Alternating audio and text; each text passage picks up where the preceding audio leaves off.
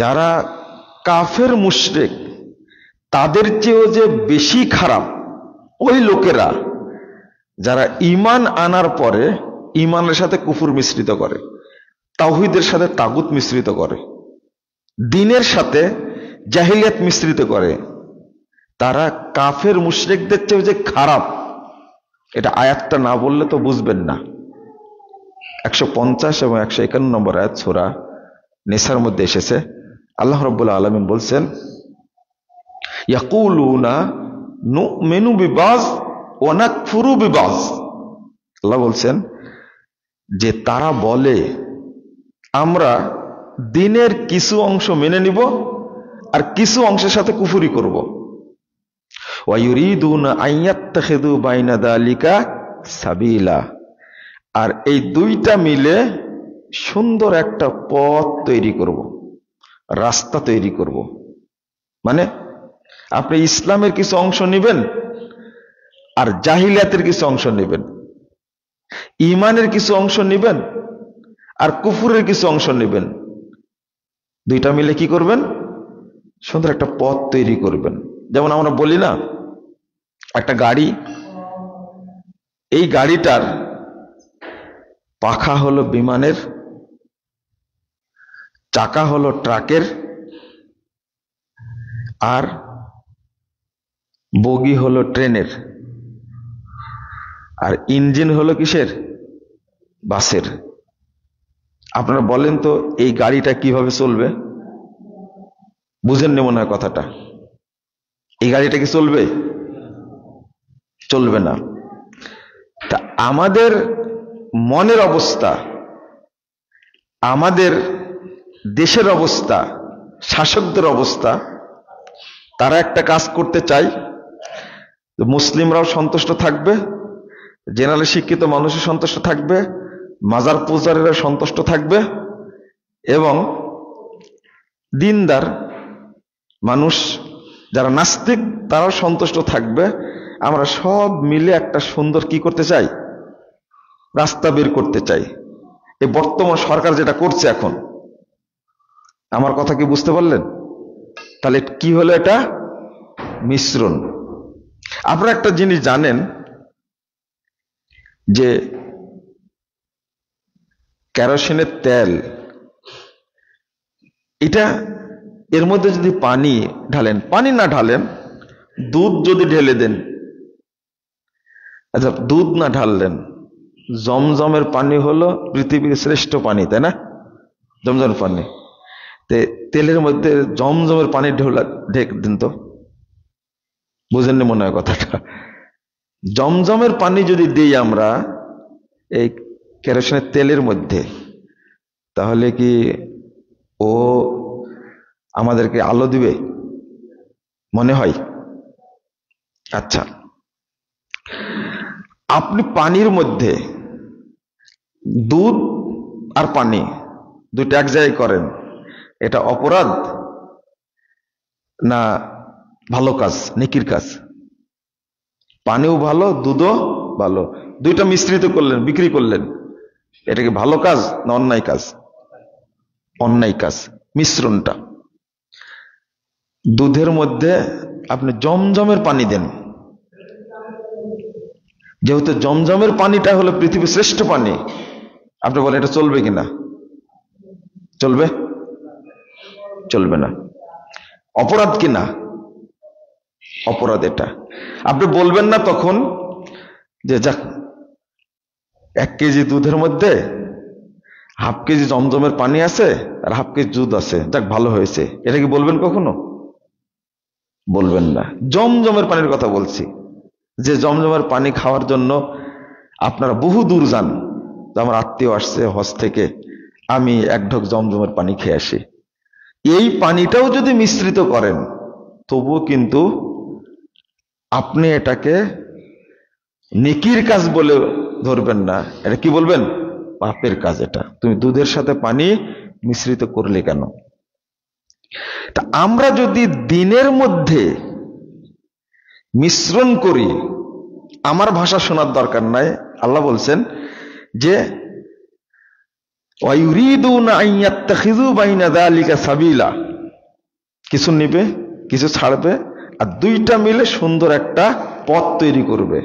আল্লাহ বলছেন উলাইকা হুমুল কাফিরুনা হাক্কা, এরাই হলো অরিজিনাল কাফের, ফ্রেশ কাফের। কাফের মুশরিকদেরকে আল্লাহ অরিজিনাল কাফের বলছেন না, একবারে পাকাপুক্ত কাফের কাদেরকে বলছেন? যারা দুইটা কি করেছে? মিশ্রণ করেছে, মিক্সচার করেছে। আমার আলোচনাটা আমরা যেটা বুঝাতে চাই, এটা অনেকেই সহজে বুঝতে চায় না, অনেক টাইম লাগে বুঝাতে।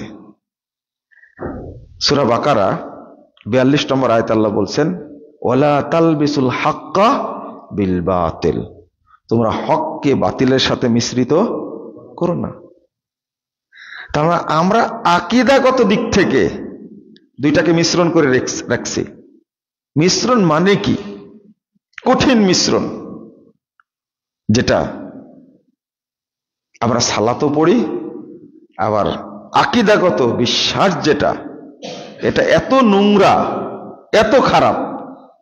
যেমন একটা ছেলে 14 বছর মাদ্রাসায় পড়েছে, হাটহাজারীতে পাশ করেছে, অথবা দেওবন্দ থেকে পাশ করেছে, করার পরে সে এত সুন্দর আকীদা শিখেছে, আলেম হওয়ার পরে 14-15 বছর পড়ার পরে বলছে আল্লাহ সর্বত্র বিরাজমান। বুঝেননি কথা? আল্লাহ সর্বত্র বিরাজমান, আল্লাহ নিরাকার। আস্তাগফিরুল্লাহ, আস্তাগফিরুল্লাহ, নাউযুবিল্লাহ। 14-15 বছর পড়ার পরে তার ফলাফল আসলো কি? আল্লাহ নিরাকার, আল্লাহ সর্বত্র বিরাজমান। যে আকীদাটা কাফেরেরাও করতো না, মক্কার মুশরিকরাও এই আকীদা পোষণ করতো না, কখনোই করতো না। কোনো কিতাবপত্র পাবেন না যে মক্কার কাফেরেরা বিশ্বাস করত যে আল্লাহ নিরাকার। এত বছর পরে আর এমন আকীদা ধারণ করলো।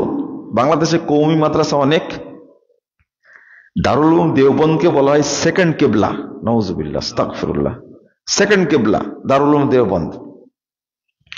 তো এটা কারোর কাছে শোনা না, কোন রাবি টাবি না, আমি নিজেই শুনছি। সেকেন্ড কিবলা, আমি দারুল উলুম দেওবন্দ গেছি, এত মর্যাদা দেয়। আর এই মানহাজের, এই আকীদার লোক বাংলাদেশে কি পরিপূর্ণ, ভর্তি। এতদিন শিখার পরে, পড়ার পরে বলছে নবী মরেনি। নবী কি মরেনি মানে কি? যদি কেউ বিশ্বাস করে নবী মরেনি, বলেন তো মুহাম্মদ সাল্লাল্লাহু আলাইহি ওয়াসাল্লাম মরেনি, এই লোকটা মুসলিম না কাফের? কাফের। অথচ উল্টা ফতোয়া, যারা বিশ্বাস করে নবী মারা গেছে তারাই কাফের, বউ তালাক। তাহলে এটা মিশ্রণটা কিভাবে হচ্ছে দেখেন। গুড়াতেই ইসলামী আন্দোলন করতে করতে বয়স শেষ হয়ে গেছে, মাজাটা বাঁকা হয়ে গেছে, দাড়ি পেকে সাদা হয়ে গেছে, ওই লোকটা পর্যন্ত বলছে আল্লাহ তো সর্বত্র বিরাজমান। জানি মানুষের উপরে দিন প্রতিষ্ঠার আগে দিনটা প্রতিষ্ঠা করতে হবে কার উপরে? নিজের উপরে, এরপরে নিজের পরিবারের উপরে। কিন্তু মজার ব্যাপার কি জানেন? একজন জেনারেলি শিক্ষিত মানুষকে আপনি বুঝ দিবেন, 1 বছর 2 বছর পরে বুঝতে বুঝতে তার বুঝটা আপগ্রেড হবে, আপডেট হবে, একসময় স্বীকার করবে যে না এটাই সঠিক। কিন্তু এই যে দাওরা পাশ করা হুজুর, ওর হায়াত পর্যন্ত যদি বুঝান, ও বুঝতে পারবে না।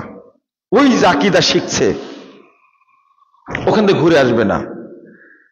তাহলে আমি এই জন্য বক্তব্যে বলি, জেনারেল শিক্ষার চেয়ে বর্তমান দেওবন্দি বেরলভী ধারার যে এই যে মাদ্রাসা শিক্ষা ব্যবস্থা অনেক অনেক গুণ বেশি খারাপ, অনেক অনেক গুণ বেশি খারাপ।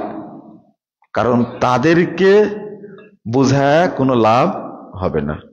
মক্কা মদিনায় যাচ্ছে, আকীদা এত শক্ত, বলে দিছে মাদ্রাসার প্রিন্সিপাল হুজুর বলে দিছে সৌদি আরবের লোক হলো ওহাবি, ওদের পিছনে নামাজ হবে না।